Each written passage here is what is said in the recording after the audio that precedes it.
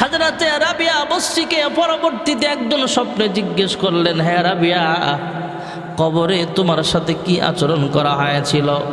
ফেরেশতারা কেমন আচরণ করেছে তোমার সাথে? প্রশ্নের জবাবগুলো তুমি কিভাবে দিয়েছো? তোমার কবরের হালাত বলো। রাবিয়া বসরি আবার সব ঘটনা ওনাকে স্বপ্নযোগে শোনাইলেন।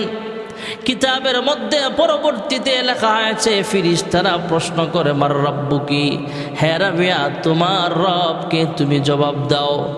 এবার রাবিয়া বসরি রাহমাতুল্লাহ আলাইহি উল্টা ফেরেশতাদের কাছে জানতে চায়, হ্যাঁ ফেরেশতারা তোমাদের রবের পরিচয় বলো। ফেরেশতারা জবাব দেয়, আমাদের রব একমাত্র আমাদের আল্লাহ। এবার রাবিয়া বসরি কবরে ফেরেশতাদেরকে বলে, হ্যাঁ ফেরেশতারা রে, তোমরা কত দূর থেকে আমার কবরে আসছো আমাকে প্রশ্ন করার জন্য? ফেরেশতারা জানায়া দিলেন, আমরা আসমান থেকে আসছি আল্লাহর হুকুমে তোমাকে 3টা প্রশ্ন করার জন্য। রাবিয়া বসরি আবার ডাক দিয়া কয়, হ্যাঁ ফেরেশতারা রে, এত দূর থেকে তোমরা আসলা, তারপরেও কি তোমাদের রবকে তোমরা ভুলে গিয়েছো নাকি? ভাইয়ারা আমার, বন্ধুরা, আবার রাবিয়া বসরির আমল এত মজবুত থাকার কারণেই ফেরেশতাদেরকে উল্টা প্রশ্ন করতে পারছে।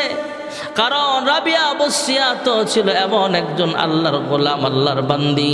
রাবিয়া বসরি একদিন মেহমান আসছে তার ঘরের ভিতরে, মেহমানরে না খাওয়ায়া দরজার মধ্যে দাঁড়ায় একজন ভিক্ষুক ডাক দিয়া কয়, ঘরে কে আছেন?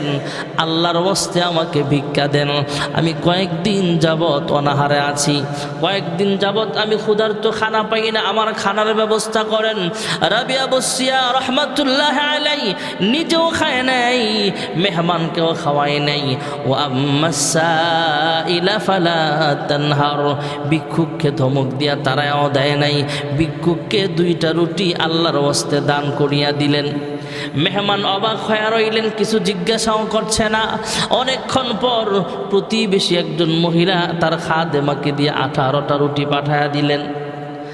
18টা রুটি আসছে ঘরের ভিতরে, মেহমানরাও বসে আছে, ভাবতেছে রাবিয়া নিজেও খেতে পারবে, আমরাও খেতে পারবো। রাবিয়া বসিয়া এবার রুটিগুলো গণা দিলেন, জিজ্ঞেস করলেন কয়টা রুটি আছে? কয় এখানে 18টা রুটি আছে। রাবিয়া বসিয়া ডাক দিয়া কয়, এই রুটি আমার ঘরের জন্য আনা হয় নাই, নিয়ে যাও। রাবিয়া বসরি ধমক দিয়া খাদেমাকে আবার তাড়ায়া দিলে। খাদেমা যেই বাড়িওয়ালি রুটি পাঠাইছে তার কাছে গেলে তিনি আরো 2টা রুটি দিয়া 20 রুটি মিলায়া পাঠায়া দিলেন। এবার 20টা রুটি যখন আনছে তখন রাবিয়া বসরিয়া রহমাতুল্লাহ আলাইহি 20 রুটি গ্রহণ করিয়া নিলে। মেহমান 2জন জিজ্ঞেস করে, হ্যাঁ রাবিয়া, প্রথম যখন 18টা রুটি আনা হয়েছিল তুমি কেন গ্রহণ করো নাই? কারণ জানতে চাই। রাবিয়া বসরিয়া ডাক দিয়া কয়, কেউ যদি আল্লাহর রাস্তায় দান করে 1 টাকা দান করলে 10 টাকার সমপরিমাণের সওয়াব আল্লাহ তাআলা লিখিয়া দেয়। হ্যাঁ মেহমান শোনেন, আমি আল্লাহর ওয়াস্তে ভিক্ষুককে 2টা রুটি ভিক্ষা দিয়েছিলাম, আল্লাহর ওয়াস্তে সদকা করেছিলাম 2টা রুটি। এখন কেউ যদি আল্লাহর পক্ষ থেকে রুটি নিয়ে আসে তাহলে 2টা 2 10 20 রুটি হতে পারে, 18টা রুটি হতে পারে না। এই জন্য আমি 18টা রুটি গ্রহণ করি নাই। যখন 20 রুটি আনা হয়েছে তখনই আমরা এই রুটিটা গ্রহণ করে নিয়েছি। ভাইয়েরা আমার, বন্ধুরা আমার, এই রাবিয়া বসরিয়ার এমন পাওয়ার, আমলের পাওয়ার, ইমানের ভোল্টেজ বেশি, আমলের ভোল্টেজ বেশি হওয়ার কারণেই ফেরেশতাদেরকে জিজ্ঞেস করে, হ্যাঁ ফেরেশতারা, তোমাদের রব? কয় আমাদের রব হলেন আল্লাহ। তোমরা কত দূর থেকে আসছো? কয় আসমান থেকে আমরা আসছি। এবার ডাক দিয়া কয়, তোমরা ফেরেশতারা আসমান থেকে এত দূর থেকে আইসাও তোমাদের রবকে ভুইলা যাও নাই নাকি? ফেরেশতারা ডাক দিয়া কয়, হ্যাঁ রাবিয়া, আমরা আমাদের রবকে ভুলি নাই।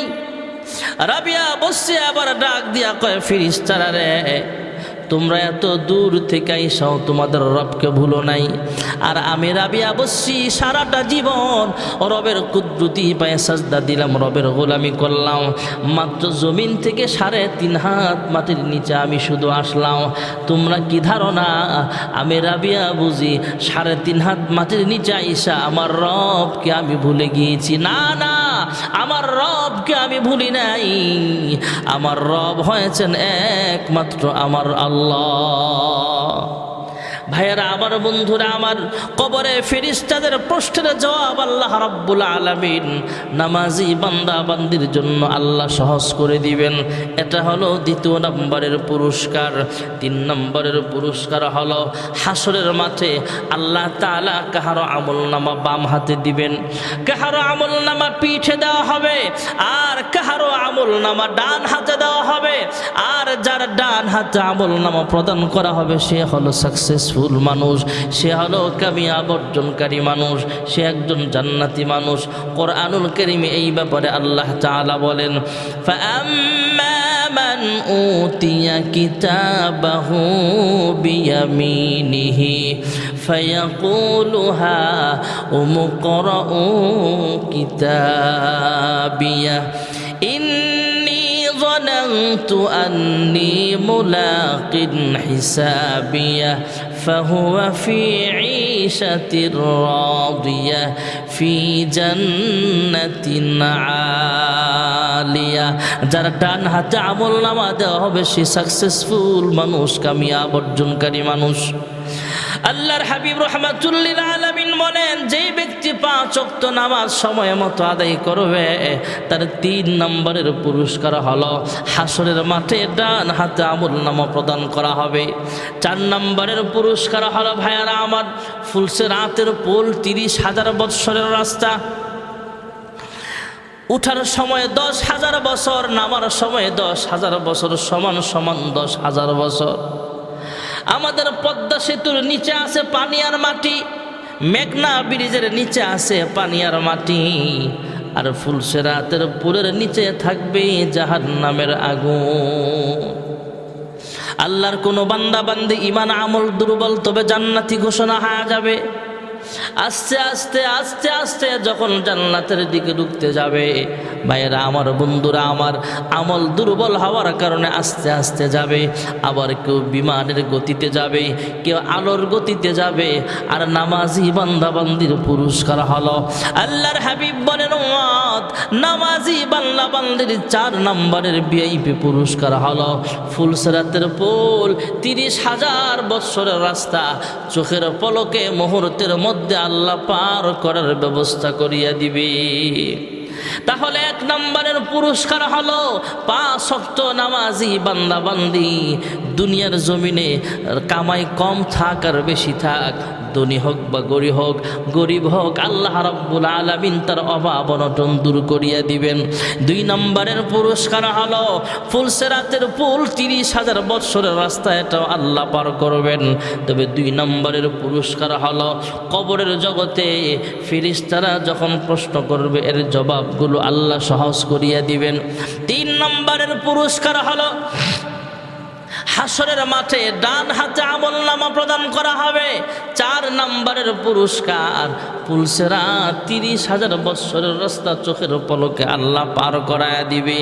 আর 5 নম্বরের ভিআইপি পুরস্কার হলো ইন্নাল্লাযীনা আমানু ওয়া আমিলুস সালিহাতি কানাত লাহুম জান্নাতুল ফিরদাউসি নুজুলা। মহান আল্লাহ রাব্বুল আলামিন নামাজি বান্দা বান্দির পুরস্কার দিয়া দিবে। ভাইয়ারা আমার, নামাজি বান্দা বান্দির 5 নম্বরের ভিআইপি পুরস্কার হলো বিনা হিসাবে আল্লাহর জান্নাতের মেহমান বানায়া দিবে। নামাজেতে খোদার দিদার ভাগ্যে জুটিবে, জান্নাতেরই চাবি খানা হাতে আসিবে। নামাজ পড়ো দলে দলে ওহে মুত্তাকিন, আল্লাহু আকবার ধ্বনিতে ডাকছে মুয়াজ্জিন, সেই ডাকেরই অবহেলা করবি কতদিন। এই নামাজ আল্লাহর হাবিব রাহমাতুল্লিল আলামিন যখন ইন্তেকালের সময় হয়ে গেল তখনও সাহাবীদেরকে বারবার বলতেন, ও সাহাবীরা, আসসালাত সালাত, নামাজের ব্যাপারে খুবই সতর্ক থাকতেন আল্লাহর হাবিব রাহমাতুল্লিল আলামিন। কয়েকদিন পর্যন্ত আল্লাহর হাবিব অসুস্থ অবস্থায় বিছানায় আছেন। আল্লাহর হাবিব কষ্ট করে হলো নামাজের ইমামতি করেন। যখন অসুস্থতা প্রচণ্ড হয়ে গেল, অসুস্থতাও বেড়ে গেল, আল্লাহর হাবিব আম্মাজান আয়েশা সিদ্দিকা রাদিয়াল্লাহু তাআলা আনহাকে ডাক দিয়া কয়, হে আয়েশা, তোমার আব্বা তথা আমার শ্বশুরজি আবু বকরকে বলো নামাজের ইমামতি করার জন্য। আম্মাজান আয়েশা সিদ্দিকা রাদিয়াল্লাহু আনহা চোখের পানি ফেলে কান্দে আর ডাক দিয়া কয়, ইয়া রাসূলুল্লাহ, ইয়া হাবিবাল্লাহ, ওগো আল্লাহর হাবিব, আমার আব্বা আবু বকর হলেন নরম দিলের মানুষ, নরম মেজাজের মানুষ। আপনার অবর্তমানে আপনার স্থানে দাঁড়ায় নামাজের ইমামতি করতে গেলে সমস্যা হতে পারে। আমার আব্বা নিজেকে কন্ট্রোল হারায় ফেলতে পারে, পাগল হয়ে যেতে পারে। আমার আব্বা নিজেকে কন্ট্রোল করতে পারবে না, নরম মানুষ। ওমর শক্ত মানুষ, ওমরকে বলো নামাজের ইমামতি করার জন্য, ওমরকে বলে দেই। আল্লাহর হাবিব বলে, হ্যাঁ আয়েশা, যাও যাও আবু বকরকে বলো নামাজের ইমামতি করার জন্যে। আম্মাজান আয়েশা সিদ্দিকা রাদিয়াল্লাহু আনহা আবারও বললেন, ওগো আমার প্রাণের স্বামী গো, ইয়া রাসূলুল্লাহ, ইয়া হাবিবাল্লাহ, ওগো আল্লাহর হাবিব, আমার আব্বা জান আবু বকর নরম দিলের মানুষ, আপনার জায়গায় দাঁড়ায় নামাজের ইমামতি করতে গেলে স্ট্রোক করতে পারে, হার্ট অ্যাটাক হয়ে যেতে পারে।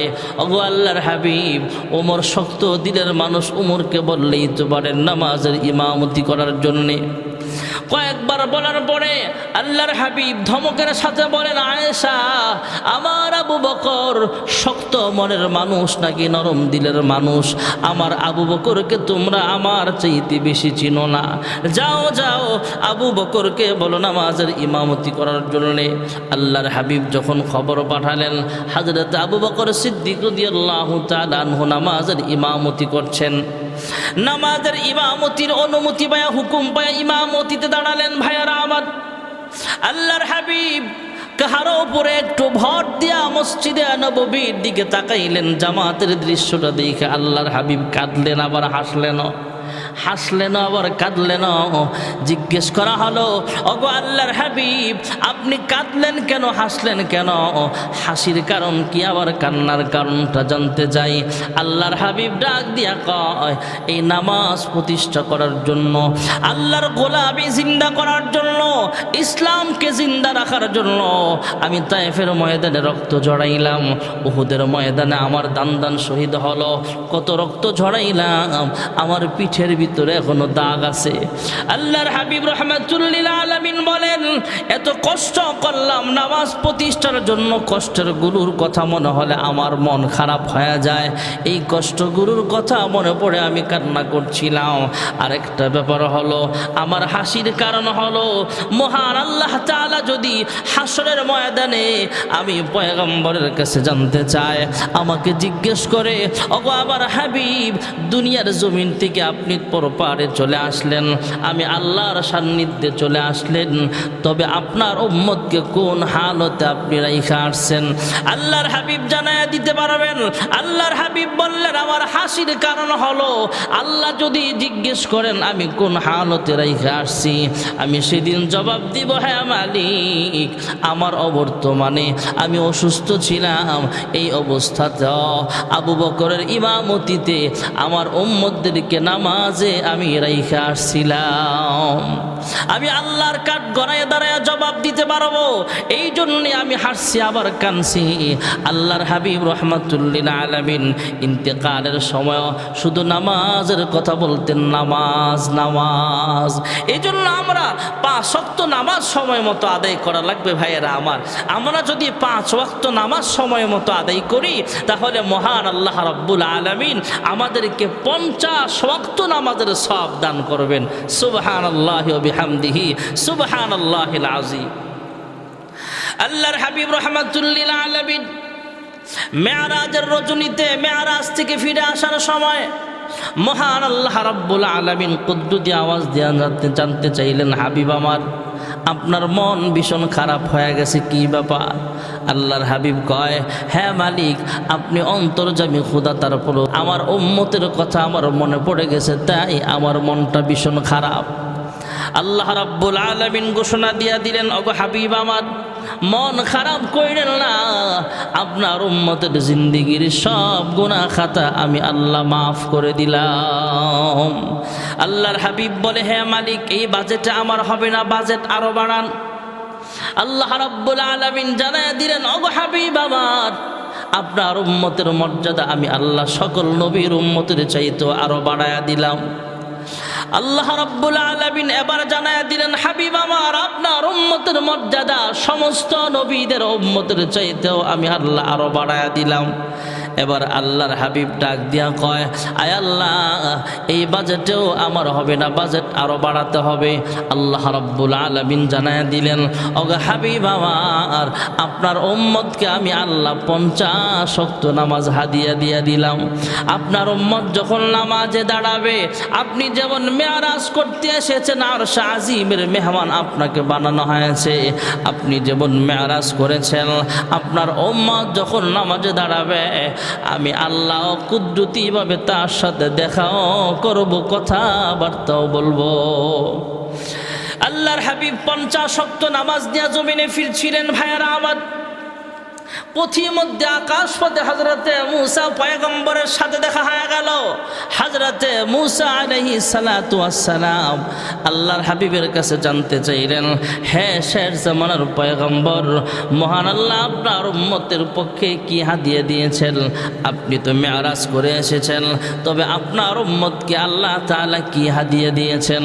আল্লাহর হাবিব জানায়া দিলেন, আমার উম্মতকে মহান আল্লাহ রাব্বুল আলামিন 50 ওয়াক্ত নামাজ হাদিয়া দিয়েছেন। ওয়াদা দিয়েছেন, আমার উম্মত যখন নামাজে দাঁড়াবে, আল্লাহ নিজে আইসা তার সাথে কুদরতিভাবে দেখাও করবে, কথাবার্তাও বলবে।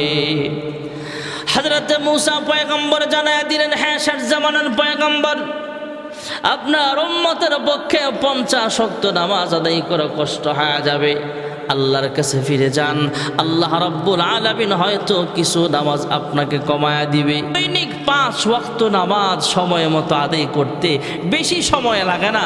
বর্তমান জামানায় সাধারণভাবে আমরা যেভাবে নামাজ পড়ি, মিডিয়াম সময় নিয়ে নামাজ পড়লো 1 ঘন্টা থেকে 1.5 ঘন্টা টোটাল মিলায়া 5 ওয়াক্ত নামাজে যেই সময়টা আমাদের ব্যয় হয়, যদি আমরা 5 ওয়াক্ত নামাজ ঠিক মতো পড়ি, কবরও শান্তি, পরকালও শান্তি, বিনা হিসাবে আল্লাহ জান্নাতের মেহমান বানায় দিবে। আল্লাহ রাব্বুল আলামিন আমাদের সকলকে 5 ওয়াক্ত নামাজ সময় মতো আদায় করার তৌফিক দান করুন। আমিন। ওয়া আখিরু দাওয়ানা আনিল হামদুলিল্লাহি রাব্বিল আলামিন।